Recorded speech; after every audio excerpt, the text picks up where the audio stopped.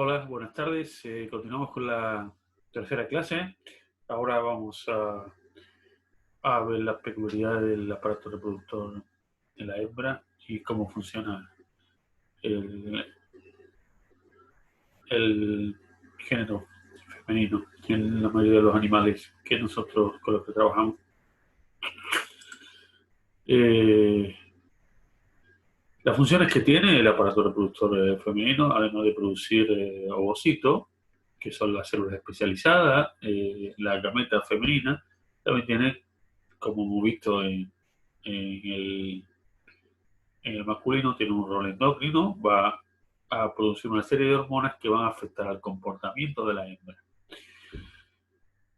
Además, a diferencia de esto, unas funciones nuevas que tiene es la de alojar y nutrir, alojar las gametas masculinas, capacitar las gametas masculinas y permitir que las gametas masculinas encuentren al ambiente para que se produzca la fecundación y nutrir al embrión, primero de forma autónoma, por secreciones que va haciendo tanto el oviducto como el útero, y después posibilitar la formación de un órgano transitorio como la placenta que va a permitir la nutrición del feto hasta el nacimiento. Después del nacimiento incluso contribuye la hembra con el desarrollo del neonato, aportándole un alimento rico en proteínas y en nutrientes como es la leche, que es la última fase, la lactancia. Hoy vamos a ver hasta el establecimiento de la preñez. Y en la última clase vamos a ver la preñez, parto y lactancia.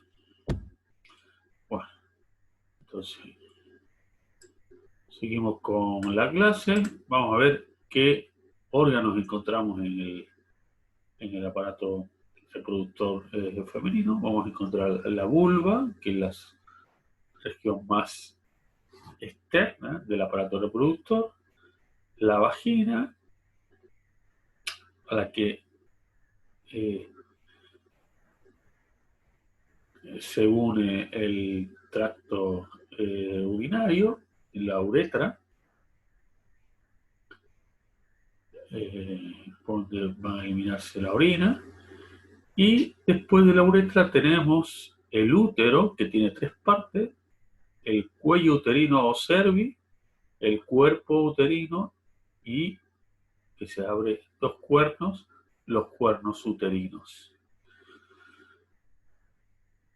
El útero se une al oviducto y el oviducto va a estar muy próximo al ovario, que es el órgano que va a ser el encargado, va a tener la función doble, citogénica, de formar la gameta femenina, y endocrina, de producir un montón de hormonas, o producir básicamente estrógeno y progesterona.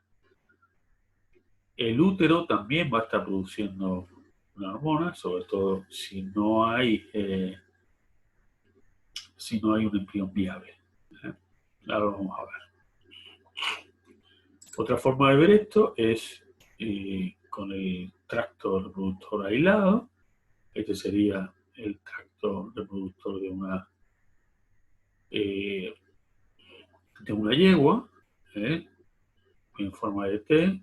Tendríamos por acá, después de la vejiga urinaria, tendríamos el cervi. Esto sería vagina. Esto sería el cuerpo del útero y estos son los cuernos del útero. El de la vaca, acá estaría el cervi, cuerpo y cuernos. Los cuernos de la vaca tienen forma de manubrio de bicicleta de carrera o de cuernos de carnero, así hacia adentro. Y este sería el de la cerda. Tiene unos cuernos muy largos que permiten una gestación múltiple. Otra forma de ver esto, esta es la forma de manubrio bicicleta de carrera, el cuerpo, el cervi, este es el cerdo, vaca, yegua. Bueno, los ovarios, ahora vamos a ir desde la región más craneal a la región más caudal del tracto reproductor. En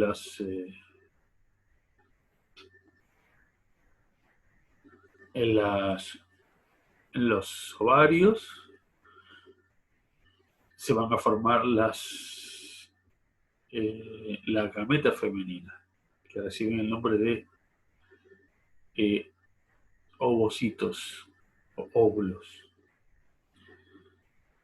Y además están formando gametas, y por eso se están formando hormonas, como son los estrógenos y como es la progesterona. ¿Sí? La estructura de corteza y médula, como muchos otros órganos, una médula interna muy vascularizada y una corteza que no se encuentran las estructuras funcionales externas, donde se encuentran las estructuras funcionales, los folículos que contienen a los ovocitos y los cuerpos lúteos. Vamos a ver el aspecto de algunos óvulos, de algunos ovarios, perdón. Aquí teníamos un ovario bovino, que esto sería un cuerpo lúteo. Acá teníamos un ovario de yegua, un ovario de cerda. Fíjense que el ovario de cerda tiene muchos. Estas estructuras son los folículos, porque tanto la vaca como la yegua son hembras monotocas, quiere decir que por cada ciclo ovulan un solo ovocito, mientras que las cerdas son polítocas, tienen una ovulación múltiple, por eso dan camadas numerosas. De vuelta tenemos un ovario con muchos folículos, un ovario con muchos folículos, este sería el oviducto, este sería el cuerno uterino, un ovario de cerdo con cuerpos lúteos. Ahora vamos a entender qué son los folículos y qué son los cuerpos lúteos. Una vez que el ovocito es liberado del ovario, es recogido por las fimbrias del oviducto, que construyen una especie de embudo alrededor del ovario, que hace que el ovario, el óvulo liberado o ovulado, caiga en el oviducto. Y se va a ir desplazando las células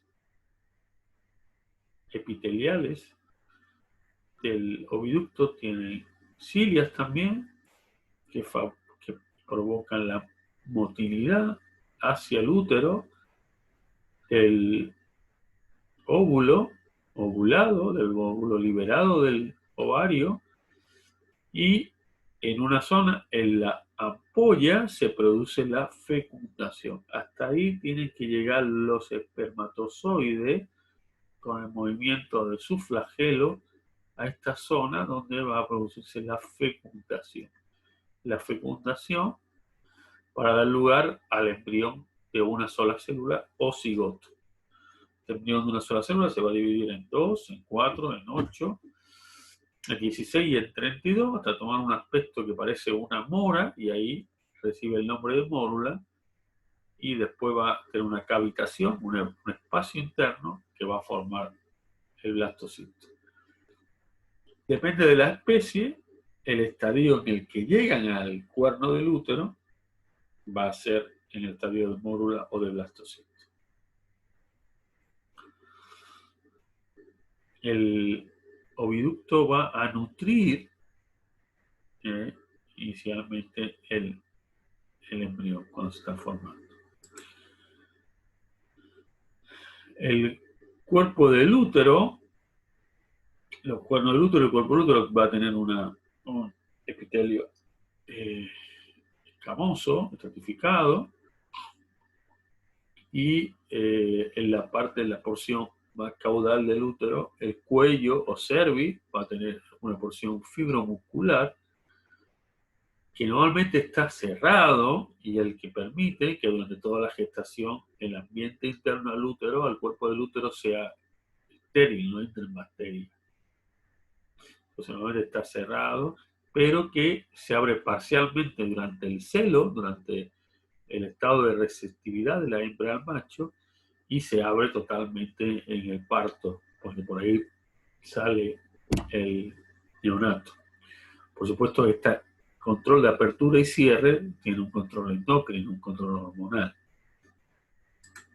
Fíjense acá el cervix completamente cerrado en el momento que empieza a abrirse en el momento del parto. Fíjense el aspecto que tiene un cervix de vaca, un cervix de oveja y un cervix de cerda. Fíjense que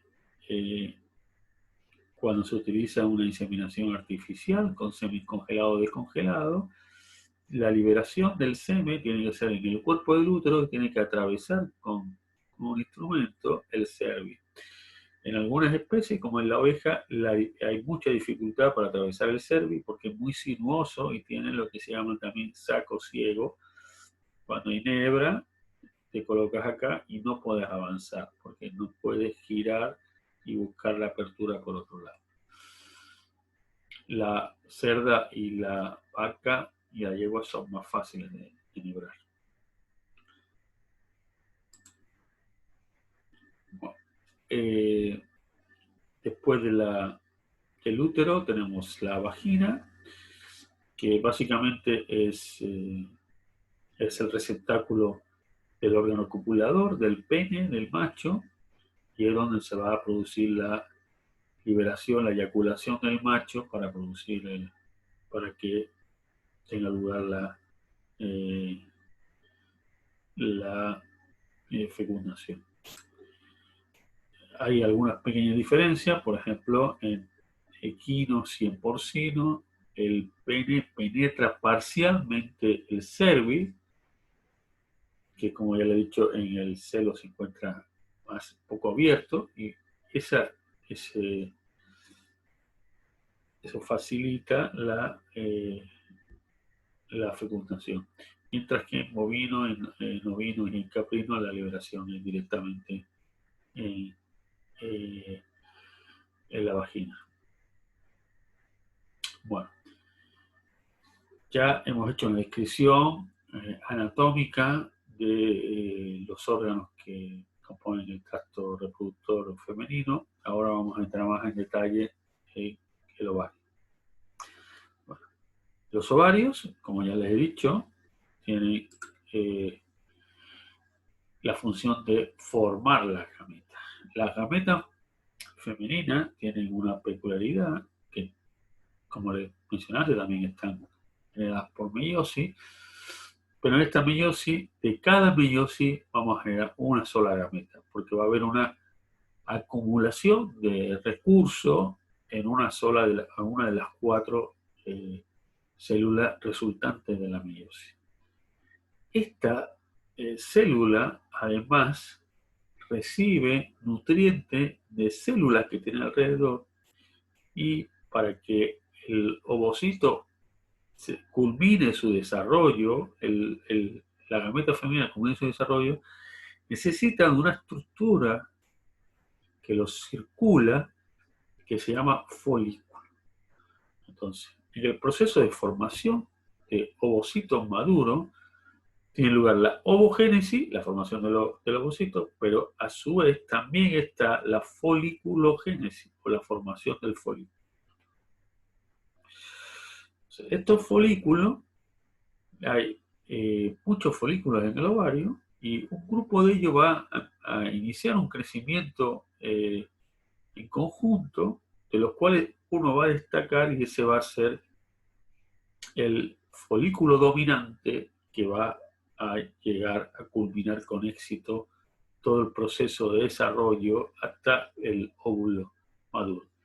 Y los otros que iniciaron y no llegaron a ser el folículo dominante van a regresionar, van a ir a atresia, van a sufrir una regresión, una destrucción que va a hacer que ya no sean más viables. Bueno, en esta figura vamos a ver todos los procesos que ocurren, folículos primordiales, pequeñitos acá, estoy viendo los folículos primordiales, bueno, son prácticamente estos folículos primordiales, primarios, una sola capa de célula alrededor del ovocito, folículo secundario, ya empieza a haber más capas, folículo terciario, ya empieza a haber un antro, un espacio, y el folículo de Graf es el folículo dominante. Ya mucho más grande el espacio, mucho más grande el folículo. Ese es el único ovocito que va a madurar en el ciclo. Madura, ovula, se rompe estas paredes, se libera el ovocito, y en el mismo lugar donde el folículo se va a reconvertir en primero cuerpo hemorrágico y posteriormente en cuerpo lúteo. Estas estructuras que ven en este dibujo no es que estén ocurriendo todas al mismo tiempo, sino es una serie, una sucesión en el tiempo. Este folículo de Graf es el que va a ovular, días después va a ovular, y este es el que va a convertir el cuerpo hemorrágico y este es el que va a convertir el cuerpo lúteo. Después la regresión de este cuerpo lúteo va a dar lugar al cuerpo albicans. Otra forma de verlo, acá tenemos folículos primordiales, folículos primarios, folículos secundarios, folículos terciarios, folículos de Graf maduro, cuerpo hemorrágico, cuerpo lúteo y cuerpo albicans. Todos estos fenómenos están ocurriendo en la corteza del ovario y acuérdense que la médula del ovario está tremendamente vascularizada.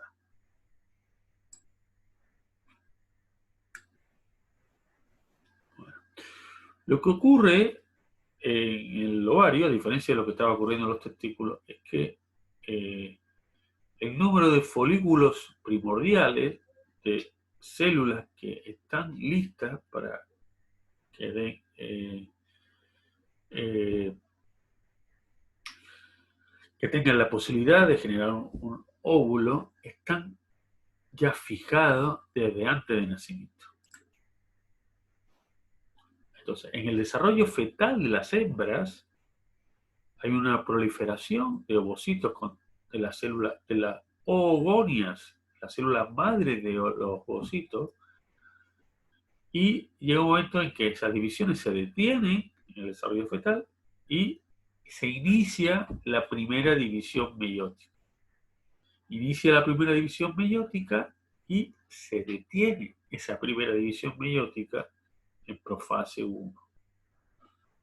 Ahí se detiene, en esa profase 1 ya los cromosomas homólogos están apareados, ya se produjo un intercambio, el cromosoma paterno y materno que tienen, que están en estas células, y ahí va a quedar detenido hasta tanto el animal no llegue a la pubertad. Y en la pubertad, si se culmina el desarrollo folicular de ese ovocito y va a dar un ovocito, un folículo de Graf y va a dar un folículo que ovula, se vuelve a iniciar esta meiosis que quedó arrestada y se elimina el primer corpúsculo polar. Se elimina el primer corpúsculo polar y vuelve otra vez a detenerse la meiosis, esta vez en la segunda división meiótica, en la metafase. Por eso dice que hay una tensión en metafase 2. Acá se había tenido en profase 1, acá se detiene en metafase 2. En la metafase 2 está detenido hasta tanto no sean fecundados estos ovocitos. Y al momento de que son fecundados, se culmina la segunda meiosis y aparece el segundo corpúsculo polar. ¿eh? Vamos de vuelta.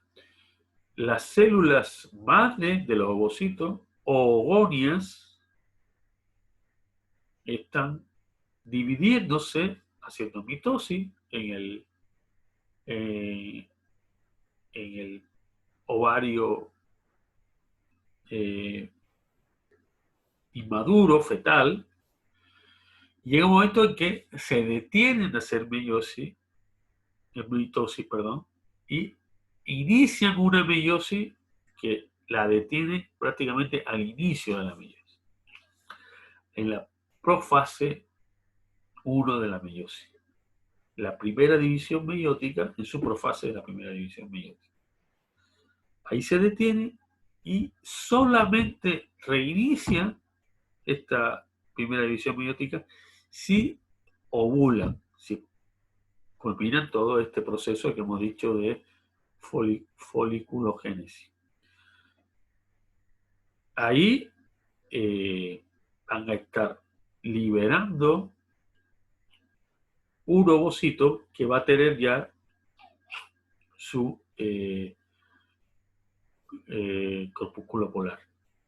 Ya hizo su primera división y ahí se vuelve a detener en metafase 2 esperando la llegada de los espermatozoides. Cuando hay una fecundación, se reinicia de vuelta y se culmina la segunda división meiótica.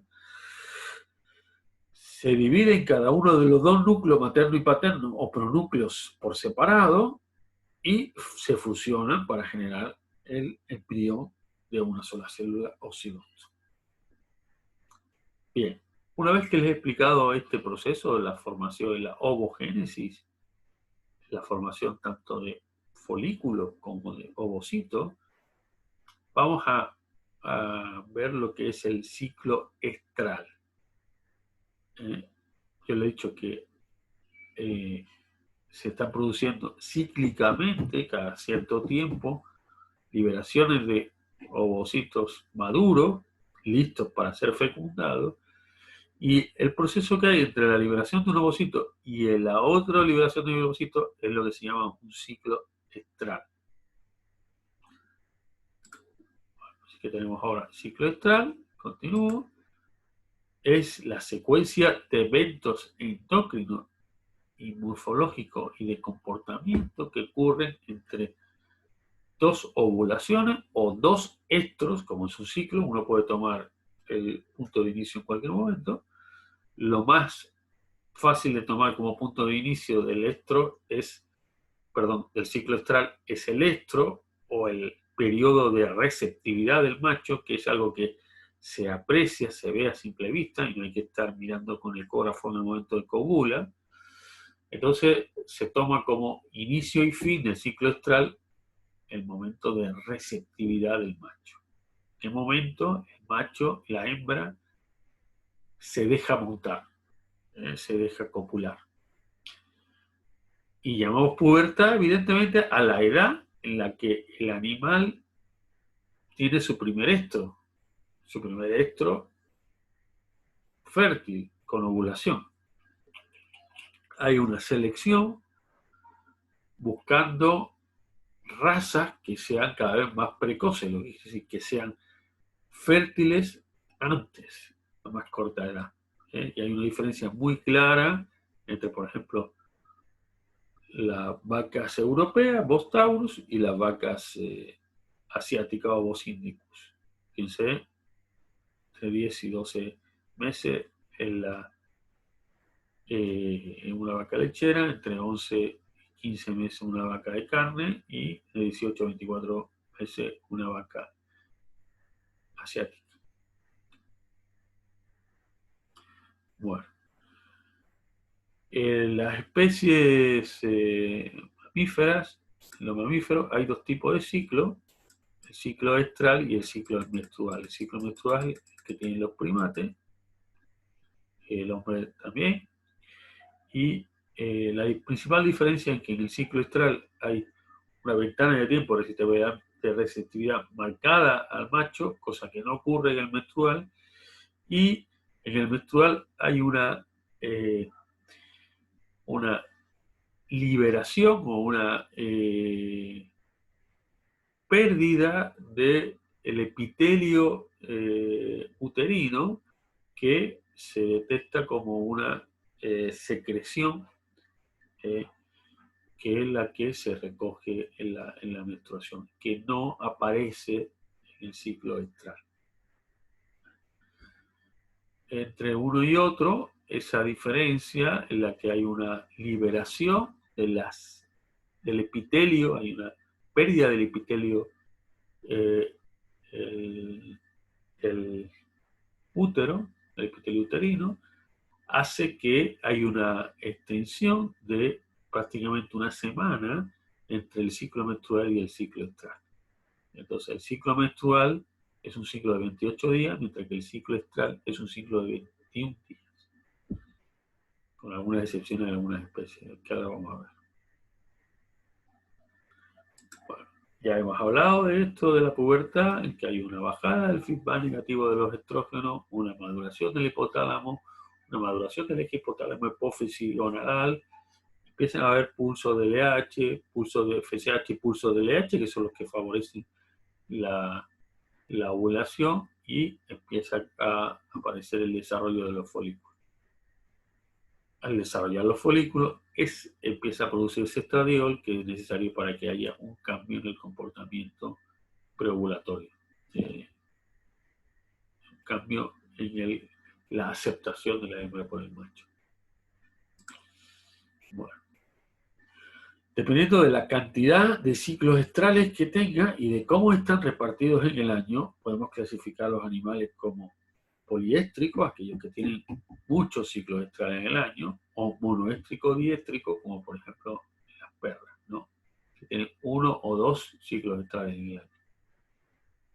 Y la estacionalidad pueden ser anuales, que durante todo el año tengan ciclos estrales, o estacionales, de días cortos, si solamente van a ovular en los días cortos, o de días largos si solamente ovulan en los días largos. Esto ya hemos visto que la misma señal puede ser interpretada por una especie u otra de manera diferente, y que lo que está persiguiendo es que las apariciones coincidan con la oferta máxima forrajera, cuando más alimento va a tener el animal. Evidentemente la vaca y el cerdo, que han sido muy seleccionados, han perdido esta estacionalidad y concentran sus ovulaciones. Ya tienen la ovulación a lo largo de todo el año. Bueno, vamos entonces ahora a continuar con las características que tiene el ciclo estral en bovino. Vamos a ver que tiene 4 fases: proestro, estro, metaestro y diestro. Entonces, el proestro y el estro son parte de lo que se llama fase folicular del ciclo estral. El folículo son estas estructuras que contienen el ovocito y que también van creciendo, y los folículos son los que van a generar los estrógenos. Los estrógenos, una hormona producida por el ovario, más concretamente por los folículos que hay en el ovario, y que tiene la capacidad de generar el cambio de comportamiento que genera una vaca que está receptiva al macho.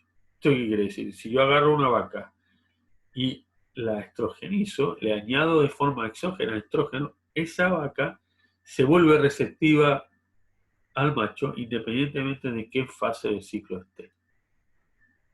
Eso es muy importante que lo tengan en cuenta. Después de la fase folicular viene lo que se llama la fase luteal. Esta fase luteal, el predominio es de la progesterona. El mismo folículo, que pasa a ser folículo de Grace y que ovula, se va a convertir en el cuerpo lúteo. El cuerpo lúteo deja de producir estrógenos, como venía produciendo el folículo, y toda esa maquinaria que estaba produciendo estrógenos la emplea en producir progesterona. Y la progesterona, la función de la progesterona es preparar al útero para una gestación. Progesterona, progestación. Entonces, mientras esté alto los niveles de progesterona, la vaca no va a volver a ciclar porque piensa que está ya en una gestación. Entonces no necesita volver a reproducirse cuando está en una gestación. Ahora, si no ocurre una fecundación o el, el, el embrión se desarrolla mal y no es viable, entonces el embrión no va a transmitir una señal de reconocimiento de la preñez al útero y el útero, al cabo de los 14, 15 días, va a generar una respuesta, va a liberar prostaglandina y esta prostaglandina va a ir al útero, perdón, va a ir al ovario y va a destruir el cuerpo lúteo, pasando el cuerpo lúteo al cuerpo albicans. Entonces, ese cuerpo albicans deja de producir progesterona y se vuelve a activar el ciclo estral. Va a volver a proestro, de proestro a estro, etc. Bueno, vamos a ver otra figura, a ver si se ve un poco más claro. Bueno, acá tenemos el eje hipotálamo, hipófisis gonadal. Tenemos el GnRH producido por el hipotálamo cuando las condiciones nutricionales están correctas, cuando las condiciones ambientales están correctas. En ese caso, entonces empieza a producir GnRH. Si hay GnRH, empieza a producirse la folículo estimulante, la FSH. La FSH llega y estimula el crecimiento y desarrollo de los folículos y el desarrollo del ovocito que está dentro de esos folículos. Bueno, entonces esos folículos empiezan a crecer y empiezan a producir estradiol. Y el estradiol va a tener un efecto positivo en la liberación de más GnRH y de más FSH. Efecto positivo, más FSH y más, perdón, más GnRH y más FSH. Llega un momento, hay un folículo dominante que empieza a producir inhibina. ¿Y cuál es el efecto de la inhibina? La inhibina va a tener un feedback negativo sobre la liberación de FSH. Entonces, la inhibina y reduce los niveles de FSH. ¿Qué pasa con este folículo dominante que está produciendo inhibina? Él ya tiene un tamaño tal y una cantidad de receptores de FSH y de receptores de LH que hacen que incluso con menos FSH, él sigue creciendo, pero boicotea el crecimiento de los otros folículos que estaban creciendo por la acción de la FSH. Entonces, él se asegura que va a seguir creciendo, incluso con menos niveles de FSH, y que los otros folículos, la competencia no va a crecer. Además, el único folículo que va a tener receptores de LH. Esta inhibición de FSH hace que se aumenten los niveles de producción de LH y la LH es la que genera la liberación del ovocito y aparece el óvulo. Aparece el óvulo y esta zona se convierte en cuerpo lúteo.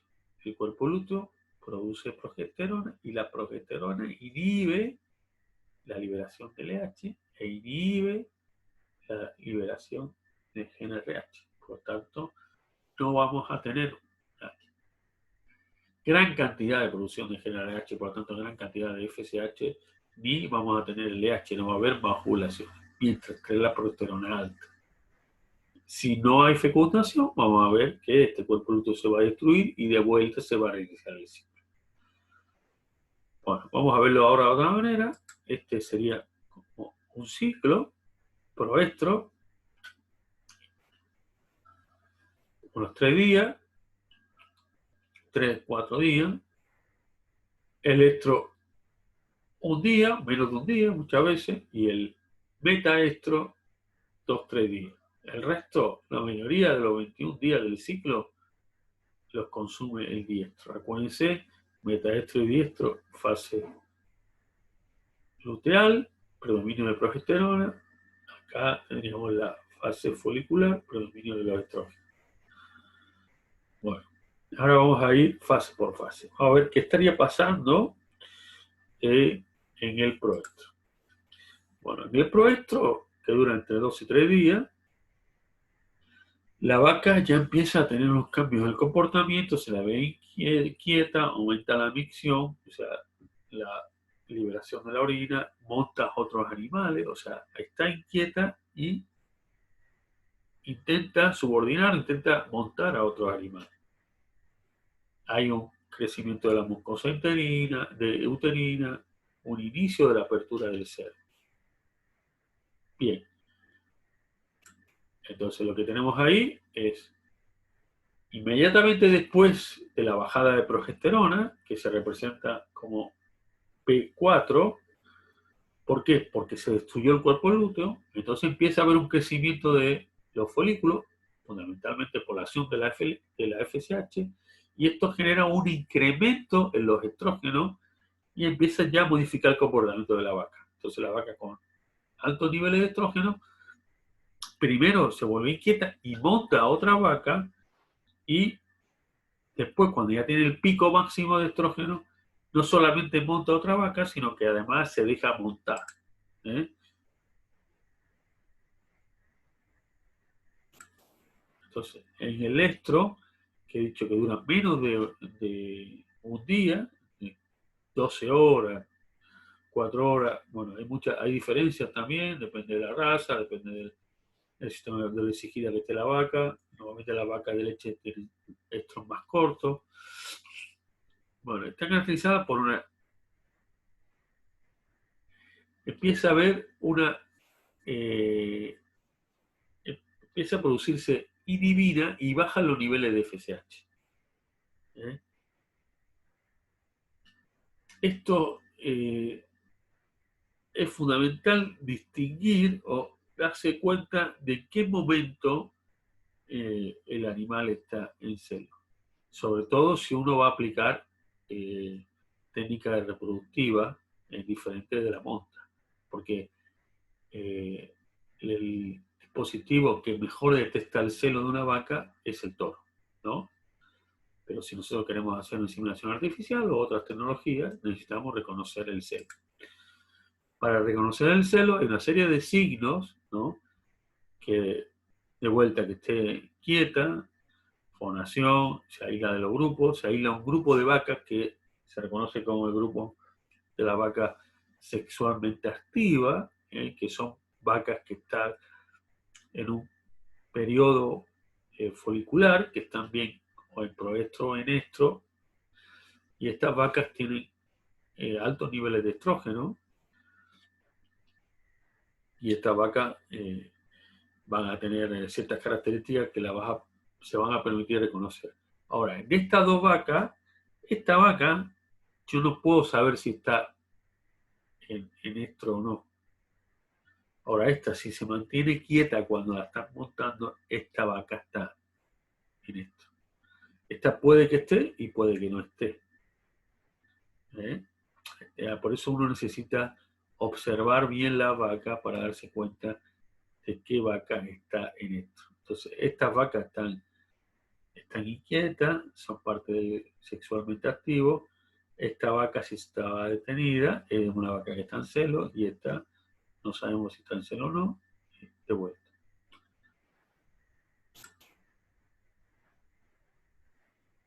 Fíjense acá, bueno, esta vaca, estas son vacas, no hay, es un instinto que tienen de saltar, incluso, no es que vayan a montarla, sino que necesitan. Esta vaca no sabemos si está en celo o no. Esta, si se mantiene la quietud, podemos decir que está en celo. Igual acá, esta vaca si mantiene la quietud, que parece que sí. Esta no podemos saber si está, parece que está caminando todavía, entonces puede ser que esté cerca, pero que no esté todavía en celo. Con un ecógrafo podemos ver el tamaño del folículo, y el tamaño del folículo que tiene más de 10 milímetros ya es un folículo proovulatorio, que sí que está muy cerca de la ovulación, así que seguramente esté en celo. Otra forma de verlo es directamente pintando el lomo del animal. Si se montó, si se dejó montar al día siguiente, porque muchos de los celos aparecen a la noche, entonces uno no puede estar mirando constantemente el animal, pero si esto se le borró es porque permitió que se le montara otra vaca. Hay otros dispositivos también que cuando la montan, esta pintura que está contenida acá se extiende y cambia la coloración de esa región del animal. Y otra tecnología que directamente lo que mide son los pasos que da el animal y aprovechando que una vaca en celo está más activa, camina más y por lo tanto queda registrado en el podómetro. Bueno, el metaestro es una parte del ciclo estral que solamente podemos hablar que existe en vacas. ¿Por qué? Porque el celo es tan corto de la vaca que la ovulación se cayó del celo. La ovulación está fuera del celo. En los otros animales vamos a ver que la ovulación coincide con el celo. Entonces no hablamos de metaestro, sino que hablamos de proestro, estro y diestro. Y en algunas especies, como la yegua, en que el estro es muy largo, hablamos de estro y diestro solamente. Ni siquiera hablamos de proestro. Bueno, entonces, la característica del metaestro es que en el metaestro ocurre la ovulación.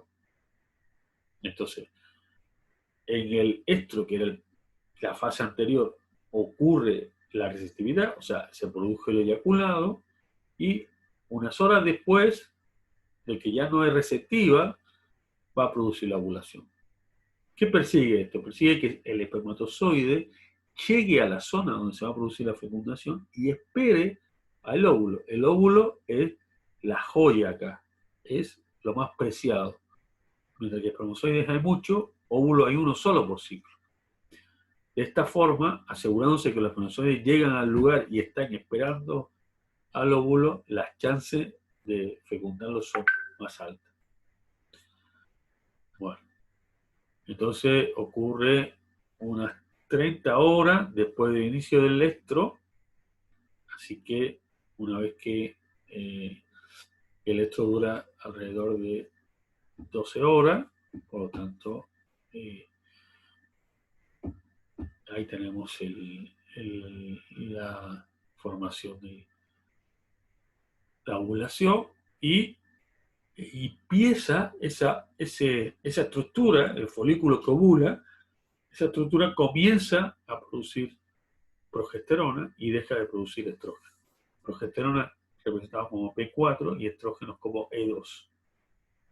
Entonces, acá va a empezar a producir progesterona por el cuerpo lúteo y va a empezar a reducir los estrógenos. Progesterona que va a preparar el útero para la llegada para la llegada del embrión, y lo primero que aparece, que todavía no es cuerpo lúteo, se llama cuerpo hemorrágico.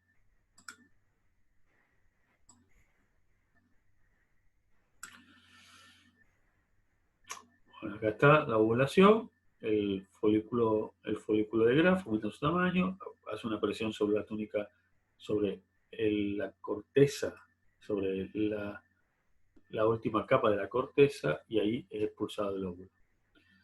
Hay especies que tienen lo que se llama la mayoría de las especies que nosotros estudiamos tienen una ovulación espontánea, ovula independientemente de la presencia del macho, pero otras necesitan, tienen una ovulación inducida, quiere decir, si no hay cópula, no hay ovulación. Bueno, acá otra imagen, la ovulación, alta concentración de neutrofina, la FSH se duplica y la LH aumenta hasta 100 veces. Cuerpo hemorrágico, esos vasos se rompen y hay una proliferación de las células foliculares, pero que ahora se van a convertir a células luteales. Eso es lo que hace la hormona leutonizante. Por último, la acción de la prostaglandina F2-alfa va a provocar la destrucción del cuerpo lúteo y generación de un cuerpo albicans que termina siendo una cicatriz en el ovario. ¿Qué pasa en el diestro? ¿Qué característica tiene el diestro? El diestro es el periodo más largo, durante 14 y 16 días, y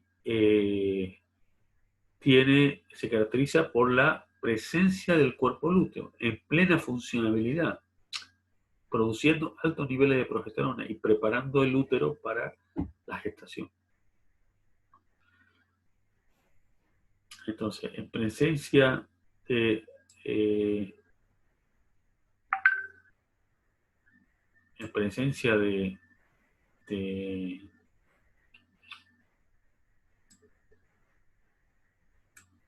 en presencia de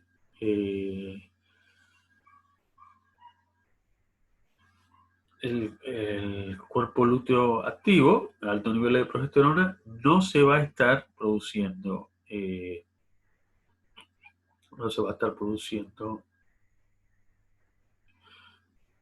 nuevas ovulaciones. Claro, eso, bueno. Entonces, ¿cómo llamamos a las vacas que no están ciclando, que no están generando el ciclo estral? Llamamos vacas en anestro, falta de ciclicidad.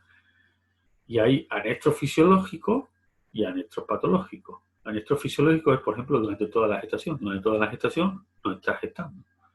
Hay un periodo también posparto, que se llama puerperio, en el que tampoco gesta, tampoco cicla. Y evidentemente también tenemos un anestro estacional en algunas especies que tienen ciclos estacionales, como la oveja y la yegua. Los anestros patológicos podemos encontrar, por ejemplo, por deficiencia nutricional. Si no está comiendo bien el animal, no está. O hay una causa, una patología, una infección, después está provocando un anestro. Bueno, entonces tenemos acá de vuelta el ciclo estral, formación de un cuerpo lúteo, acá empieza después de la ovulación, empieza a nivel, esto en betaestro en vaca, empieza a producir los niveles de progesterona, acá ya estamos en diestro, todo esto es diestro. Y va a llegar un momento que el embrión llega al útero y el rumiante va a generar una señal que es el interferón tau. El interferón tau es una hormona producida por el embrión y que le va a decir al útero que estoy acá vivo, no me destruya mi cuerpo lúteo. Sin cuerpo lúteo el embrión no vive. Entonces se inhibe la liberación de prostaglandina F2-alfa desde el útero.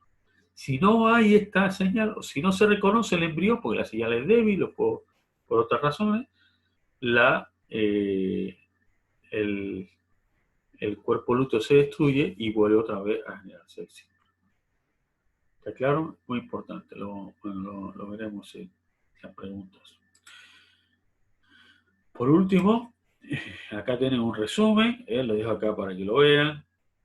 Variaciones en el comportamiento, cuáles son las hormonas que predominan, otros aspectos, ya esto es menos importante para mí, el útero, cuando empieza a relajarse, a abrirse, se inicia el cierre, se cierra el cervix, cómo estaría la vagina, con edema, seca, acá inicia la peremia, un edema, hay secreciones que van a lubricar y facilitar la cópula, el comportamiento. Este sería el grupo sexualmente activo, que tiene altos niveles de estrógeno. Bueno, alguna terminología también. Vaquillona es una hembra que supera el año de edad, desde que supera el año de edad hasta que recibe el segundo servicio. Vaca de primera, segunda, un número de aparición. La primera aparición no existe porque es una vaquillona, pero bueno, acá hay segunda y tercera aparición. Una ternera es un animal hasta el año de vida. Una vaca vacía es que no está preñada. Una vaca preñada es que no está vacía, o sea que está gestando. y una vaca seca que no está dándole lactato, o sea, que no está dándole la teta a un ternero. Bueno, repetir un poco algunos conceptos sobre el fotoperiodo, sobre cómo hay especies que necesitan, que interpretan la cantidad de horas sol que hay, si los días están creciendo o están decreciendo, para de esa manera coordinar sus ovulaciones, que la yegua es, o sea, solamente existe el porcentaje de yeguas que hay en un ara, cuál sería el porcentaje de yeguas que están ovulando, cuáles si están en esto, así que eso nos permitiría por distintos periodos del año. Hay que tener cuidado con la información, hay que saber si la información se refiere a aras del hemisferio norte o del hemisferio sur, que evidentemente las curvas son inversas. En este caso, como ya lo he mencionado, van a tener estro y diestro exclusivamente, porque el estro es bastante más largo, hasta 7 días, ocupa desde que empieza a incrementarse los estrógenos, la yegua es receptiva al macho, así que los periodos son mucho más grandes. Ya que tenemos la primera, la actividad reproductiva, primavera-verano, la melatonina, regulación de la glándula pineal, anestro en invierno, transición, hay un periodo de transición en el que se producen algunas ovulaciones o algunos estros, pero que están desfasados de más de 21 días. Hay una característica, es que la yegua justo 10 días después del parto normalmente tiene un celo, pero que es aconsejable que no se utilice, o sea que se deje ese celo correr y se utilice el siguiente celo, porque es menos fértil y puede traerle problemas a la yegua. La llama tiene una ovulación inducida y prácticamente cuando no tienen cuerpo lúteo, o sea, aceptan que se para macho, así que podemos hablar también de que tiene un ciclo estral como la yegua de estro y diestro.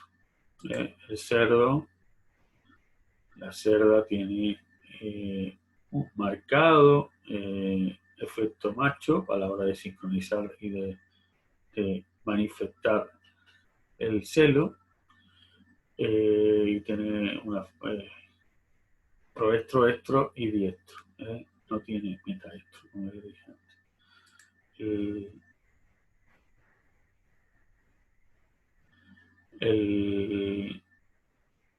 Una especie de politocan, tiene varios ovocitos, hasta 20 ovocitos, y se detecta que está en celo, el operador se puede subir a la cerda se queda tranquila. Ese cambio de comportamiento.